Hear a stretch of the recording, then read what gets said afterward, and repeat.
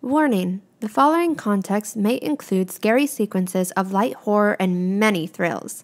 Some gruesome descriptions involving children may be present in some chapters. Some material may be unsettling to certain audiences. But don't worry, everything will be okay. Probably.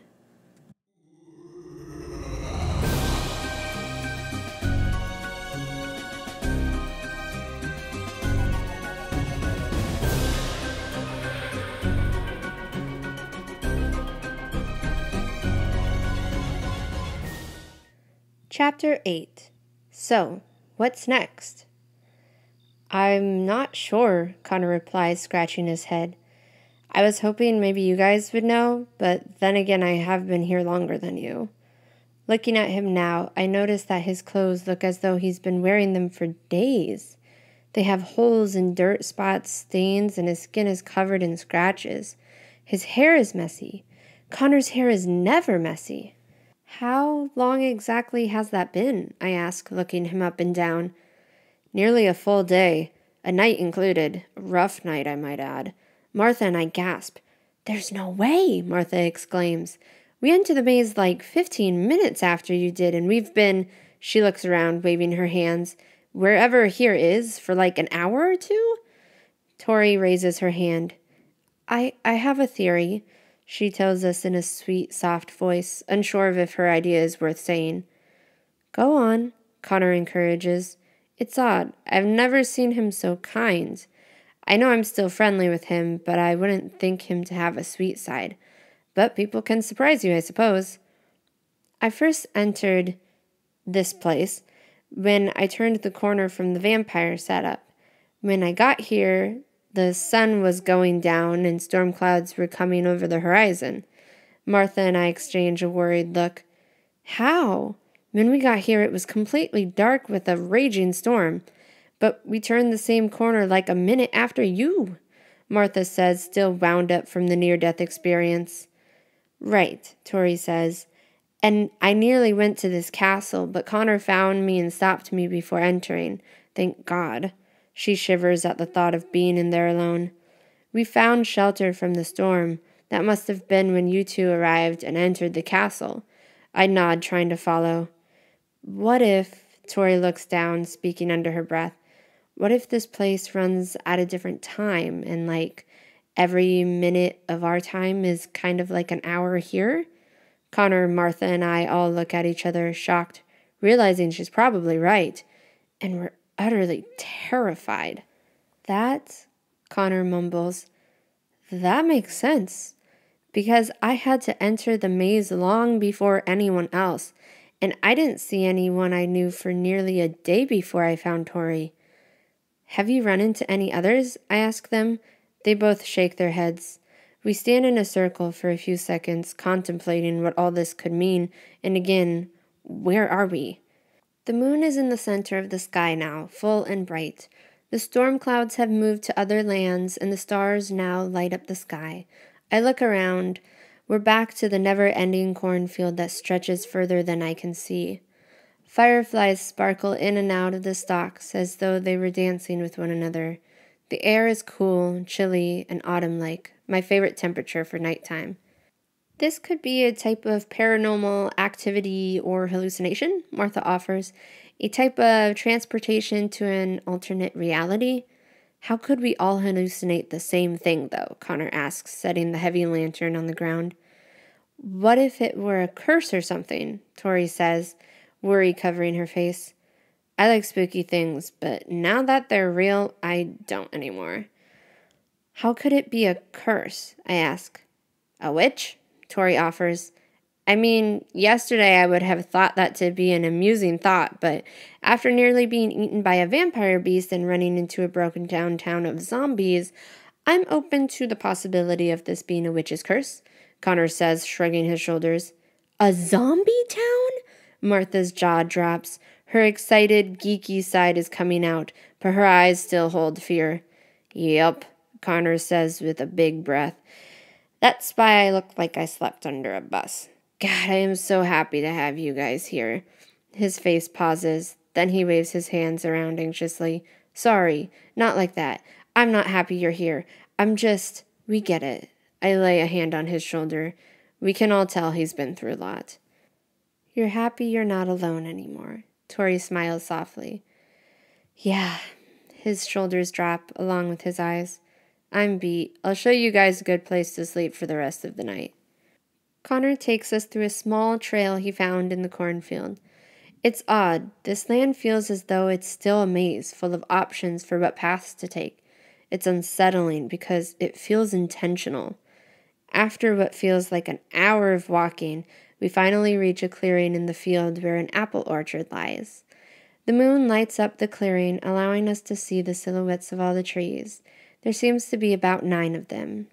Right over here, Connor tells us, pointing to a tree that has one large branch hanging down to the side, bent down by its weight. I slept here last night, he says. Well, I tried. Is it safe here? Tori asks, shivering from the chilly breeze. It has cooled down since we escaped the castle.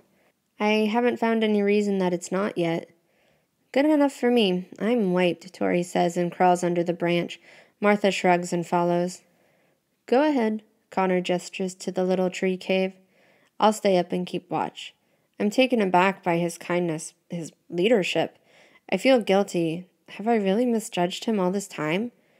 You've been awake much longer than any of us. Please, get some sleep. I'll wake you up if I need you, I tell him, taking the lantern from his hand. At least get a couple of hours of sleep. We need you to explain more of your time here in the morning. Maybe we can find a way out. He sighs, nods, and goes under the branch. Dixie, he says. Yeah, Connor? I reply, looking over my shoulder. Did anyone else follow you in here? I pause and think about it. Danny said he'd wait for us, and I text him when I found you, or he would text me if you came out before I texted him. My face drops. Is there any way that texting works here? Connor shakes his head. I tried it all. Text, call, 911, nothing. Okay. Then maybe him if he thinks something happened to us. He really was concerned for you. Connor smiles slightly. What a softie. I know, I say, and we both laugh a little. How long do you think it would take him to go look for you after you entered the maze? He asks, now serious.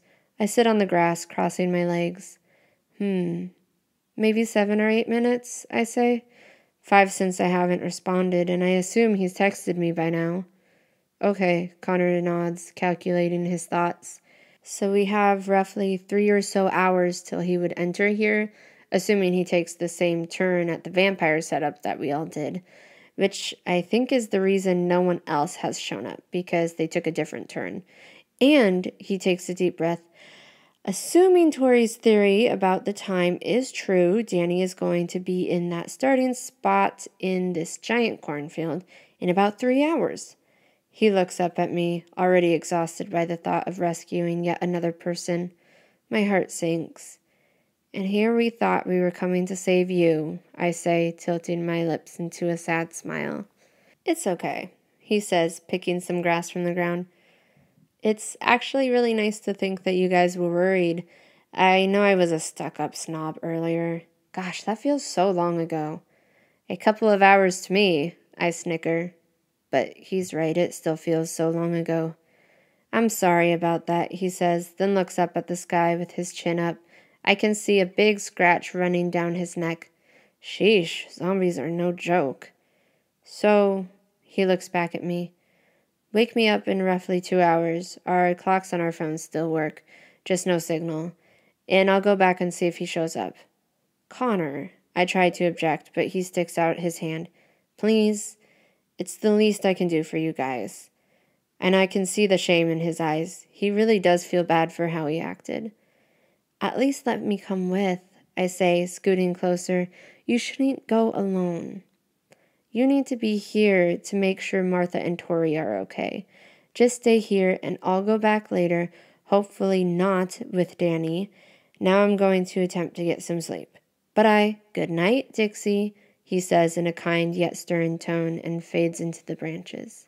Wait, I say, and he peeks his head out again, a tired expression resting on his face. Sorry, just one more question. How did you know the vampire beast couldn't leave the castle? The sections of the maze, whatever lives there, can't leave the premise of it. At least that is what I've picked up so far. That's actually quite convenient. Yep. Good night, he says and heads back under the branches. Good night, Connor. The lantern flickers and bends as the autumn night wind blows.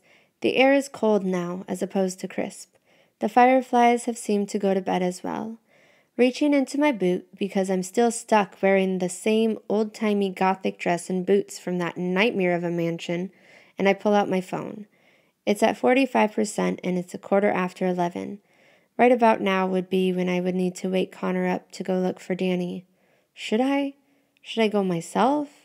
I feel obligated to save Danny, and maybe we can escape the way we enter. My mind spirals with possible options.